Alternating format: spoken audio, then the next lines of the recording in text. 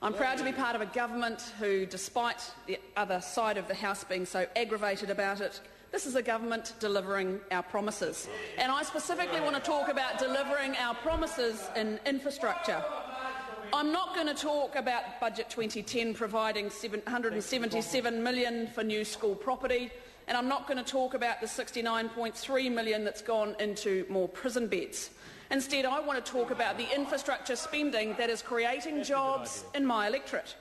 Yes, Mr Speaker, creating jobs in the Taupo electorate through energy, generation, transmission lines and, of course, roads. I wanted to start talking about the geothermal power stations in Taupo, and they're just absolutely taking off. The recent one that was launched by the Prime Minister was the Ngā Awa Purua geothermal power station, which is a great project. It's a joint iwi project, $430 million budget, a joint venture partnership with the Tauhara North No. 2 Trust. For those technical people out there, the largest single-shaft geothermal turbine in the world. But more importantly, it's providing electricity for 140,000 homes. And if you talk to people in Taupo about what that's meant for their community, it's about the number of people who've been gainfully employed in the construction of infrastructure. But that's not all. Mighty River Power have started work on their Ngā Tamariki geothermal project, and on the 1st of July, Contact Energy is opening the Te Huka geothermal power station. But of course, Mr Speaker, once we've generated it, we need to get it to the homes that need it. Right. And that's where there's been a significant investment into transmission lines. If we look at two of the projects in my electorate alone, and this is part of $3.3 billion worth of spend in the grid upgrade. The Wairaki Ring, which will be completed by 2013, $98 million, and the North Island grid upgrade, 186 kilometres to be completed by 2012, $824 million. Infrastructure is so important in keeping jobs in my electorate.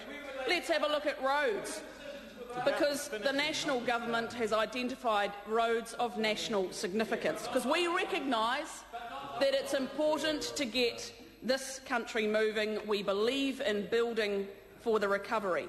So I want to just use the example of the Waikato Expressway, and in particular in my electorate, the Cambridge bypass. Mr Speaker, they've been talking about it since the 60s. 1960s they started talking about this road, but it's actually finally under this government, with a commitment to build it, construct it, finish it within 10 years and give it money, unlike others in the House, that it will actually occur. 11 kilometres long in this instance. If we look in Taupo, the East Taupo arterial, estimated to have had direct employees over the construction phase of over 200. And that's really kind of shouldered the recession. It's creating jobs, which is so vital in our economy, and I'm very, very confident that these infrastructure projects up and down New Zealand will provide us a brighter future. So let's have a look at the East Taupo arterial, 16 kilometres, including a very complex engineering feat over the Waikato River and over a contract power station. Mr Speaker, if you're ever in the district, you must have a look. So it's really important in terms of these infrastructure projects, whether it's generation, whether it's transmission, whether it's roads, whether it's rails, whether it's prisons, whether it's hospitals, whether it's schools. We're building it, Mr Speaker. They sit there, they're all very quiet now because they realise that we're actually delivering our promises.